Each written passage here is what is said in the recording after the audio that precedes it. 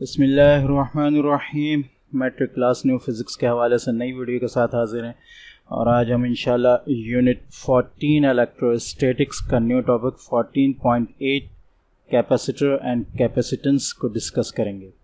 Basically capacitor जो है वो एक ऐसी डिवाइस है जो कि चार्ज को जो है स्टोर कर सकती है अरसे तक, ताकि उसको बाद में इस्तेमाल किया जा सके। इसके इस्तेमाल की ज़रूरत इसलिए पेश आई कि इंसान ने ये सोचा कि चार्ज को जो है हम किसी वक्त जो है वो स्टोर कर लें और उसको बाद में उसको किसी तौर पर जो है वो ज़्यादा वोल्ट के लिए इस्तेमाल करें, ज़्यादा कैपेसिटेंस के लिए इस्तेमाल करें, उसको बाद में मुख्तलिफ़ चीज़ों में उसको इस्तेमाल करने की कोशिश करें, तो चार्ज को महफूज किया जा सकता है या नहीं।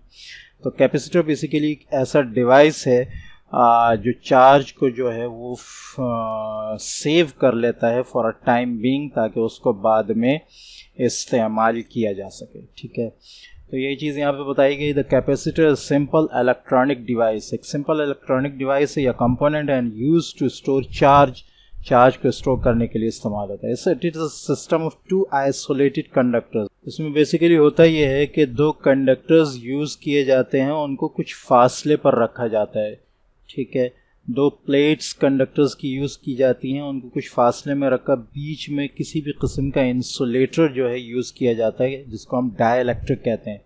वो इंसुलेटर कोई मटेरियल भी हो सकता है और वो एयर भी हो सकती है। ठीक है, तो यही बात की गई। It is a system of two isolated conductors, दो कंडक्टर्स होते हैं जिनको आइसोलेट किया जाता है, that can store electric charge, जो कि इलेक्ट्रिक चार्ज को स्टोर कर सकते हैं। ठीक है, शो किया गया 14.16 में ये दो कंडक्टर प्लेट्स हैं।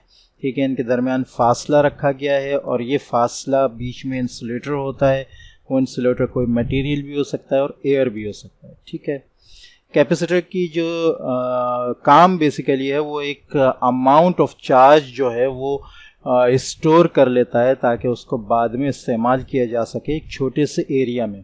ठीक है, two conductors of any type any shape. अच्छा, इसमें यहाँ शायद हाँ ये लिखा है। ठीक है, अच्छा यहाँ देखते हैं हम। Two conductors of any shape, plates carrying equal and opposite charges. ठीक है, तो दो प्लेट्स होती हैं। होता क्या है, जैसे ये दो प्लेट्स हैं। ठीक है, ये जो प्लेट्स हैं दोनों ये कनेक्ट होंगी एक बैटरी से। ठीक है, इसकी डायग्राम हम यहाँ अलग से बना लेते हैं। ये दो प्लेट्स हैं। ठीक है, यहाँ से हमने इसको बैटरी से कनेक्ट किया उसके नेगेटिव टर्मिनल से, और यहाँ से हमने इसको बैटरी से कनेक्ट किया उसके पॉजिटिव टर्मिनल से। हमें जैसे कि पता है कि चार्ज जो है वो पॉजिटिव से नेगेटिव की तरफ जो है वो ट्रैवल करता है। ठीक है, तो चार्ज जो है वो इस तरह ट्रैवल करने। अब होगा क्या कि यहाँ से जो जितने भी ये जो बैटरी है, ठीक है, वो यहाँ से जितने पॉजिटिव चार्ज हैं वो यहाँ से लाकर इधर जो है वो डिपॉजिट कर देगी। तो ये जो आपकी प्लेट है ये फुल पॉजिटिव चार्ज हो जाएगी। ठीक है, और चूंकि यहाँ से पॉजिटिव चार्ज निकल गया तो ये प्लेट जो है ये नेगेटिव चार्ज हो जाएगी। ठीक है, अब चूंकि इनके दरमियान एक इंसुलेटर यूज़ किया गया है, तो ये चार्ज जो हैं वो इधर दूसरी प्लेट की तरफ नहीं आएंगे। एक फोर्स ऑफ अट्रैक्शन तो इन दोनों के दरमियान डेवलप होगी।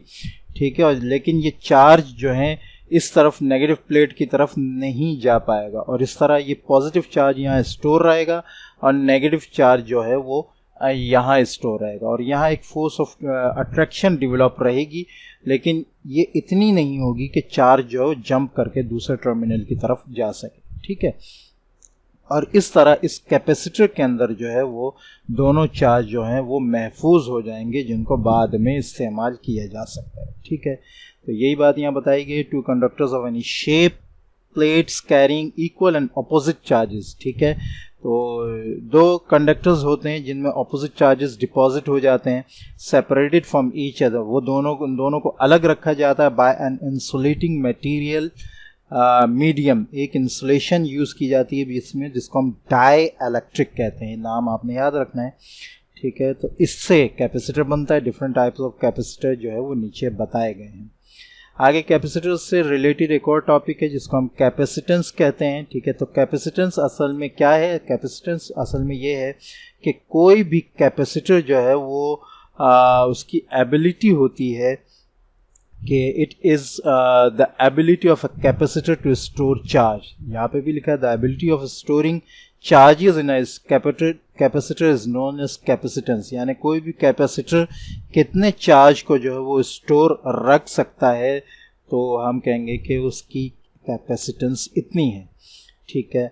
और उसका जो यूनिट है आई थिंक आगे हो, ठीक है, उसका जो चलें पहले हम इसको डिस्कस कर लेते हैं।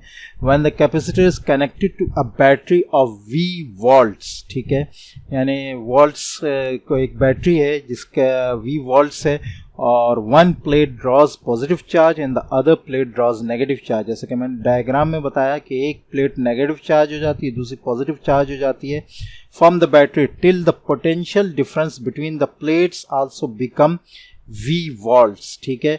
तो ये दोनों जो हैं चार्ज लेते रहते हैं यहाँ तक कि इन दोनों प्लेट्स पर, ठीक है, ये जो प्लेट्स जो बैटरी से कनेक्ट हैं इनके ऊपर भी वही पोटेंशियल डिफरेंस आ जाता है जो कि बैटरी पर है, ठीक है। तो charge Q which resides on any one of the plate is directly proportional to the potential difference between the plates, ठीक है।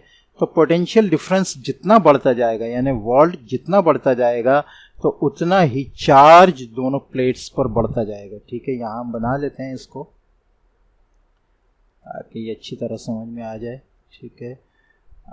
ये जो है दो प्लेट्स हैं, ठीक है, ये नेगेटिव चार्ज हो रही है, ये पॉजिटिव चार्ज हो रही है, ठीक है। इसको हमने कनेक्ट किया एक बैटरी से नेगेटिव टर्मिनल, इसको कनेक्ट किया हमने पॉजिटिव टर्मिनल से, ठीक है।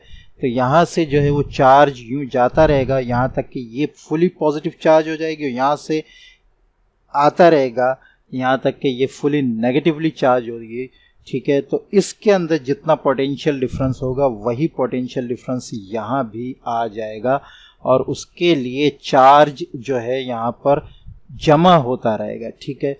तो जितना पोटेंशियल डिफरेंस ज़्यादा होगा चार्ज उतना दोनों प्लेट्स पर जो है वो जमा होगा और जितना पोटेंशियल डिफरेंस कम होगा चार्ज जो है वो उतना ही कम होगा, ठीक है। तो यूँ कहें कि चार्ज की डिपॉजिट होने की एबिलिटी है वो डायरेक्टली प्रोपोर्शनल है दोनों के पोटेंशियल डिफरेंस से।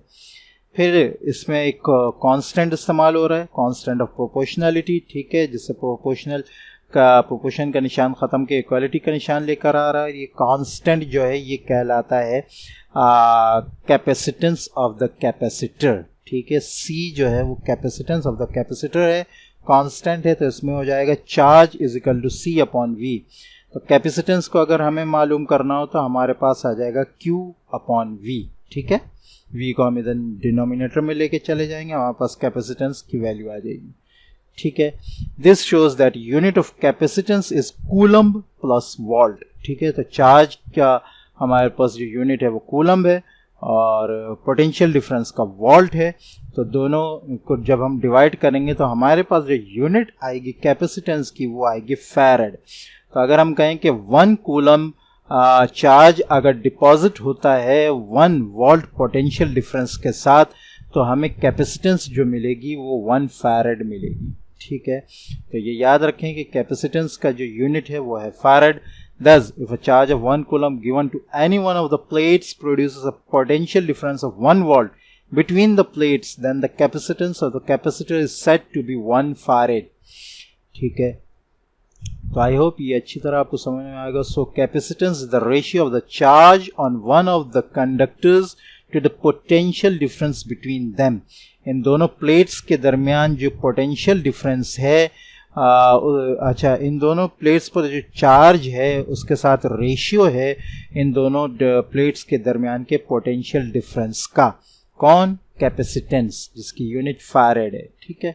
सिंबॉलिकली हम लिखेंगे C is equal to Q upon V, where capacitance is equal to magnitude of charge on conductor upon magnitude of potential difference between them, ठीक है। आगे फैक्टर्स बताएं जिन पर कैपेसिटेंस जो है वो डिपेंड करता है। तो कैपेसिटेंस डिपेंड करता है एरिया ऑफ द प्लेट, जितना एरिया हम बढ़ाएंगे उतना कैपेसिटेंस उसकी बढ़ती जाएगी। सो हम कह सकते हैं कि कैपेसिटेंस जो है वो प्लेट्स के एरिया से डायरेक्टली प्रोपोर्शनल है, ठीक है, और जितना डिस्टेंस हम बढ़ाएंगे उतना कैपेसिटेंस कम होगी। तो हम कह सकते हैं कि कैपेसिटेंस जो है इन दोनों प्लेट्स के दरमियान पोटेंशियल इन दोनों प्लेट्स के दरमियान डिस्टेंस के इन्वर्सली प्रोपोर्शनल है। तीसरी चीज़ जिस पर जो डिपेंड करती है कैपेसिटेंस, वो है डाई इलेक्ट्रिक कांस्टेंट। ठीक है, capacitance increases if insulating medium of high dielectric constant is use. अगर दोनों प्लेट्स के दरमियान जो इंसुलेटर यूज हो रहा है उसकी डाई इलेक्ट्रिक कैपेसिटेंस ज़्यादा है, डाई इलेक्ट्रिक कांस्टेंट ज़्यादा है, ठीक है, तो उससे कैपेसिटेंस बढ़ जाएगी। उसकी वजह यह है कि इसके बीच में जो इंसुलेटर है अगर उसकी डाई इलेक्ट्रिक कांस्टेंट ज़्यादा है तो वो चार्ज को जंप नहीं करने देगा दूसरी प्लेट की तरफ, और अगर उसकी डाई इलेक्ट्रिक कांस्टेंट कम होगी तो यकीनन ये चांसेस ज़्यादा होंगे कि एक प्लेट से दूसरे प्लेट पर चार्ज जो है वो जंप कर जाए। ठीक है, तो it means dielectric constant के साथ कैपेसिटेंस जो है वो जो है डायरेक्टली प्रोपोर्शनल है। जितना डाई इलेक्ट्रिक कांस्टेंट बढ़ेगा कैपेसिटेंस उतनी ही ज़्यादा बढ़ेगी। तो आई होप कि ये लेक्चर आपको अच्छी तरह समझ में आया होगा। मिलते हैं नेक्स्ट वीडियो में, तब तक के लिए इजाज़त। अस्सलामु अलैकुम व रहमतुल्लाहि व बरकातुहू।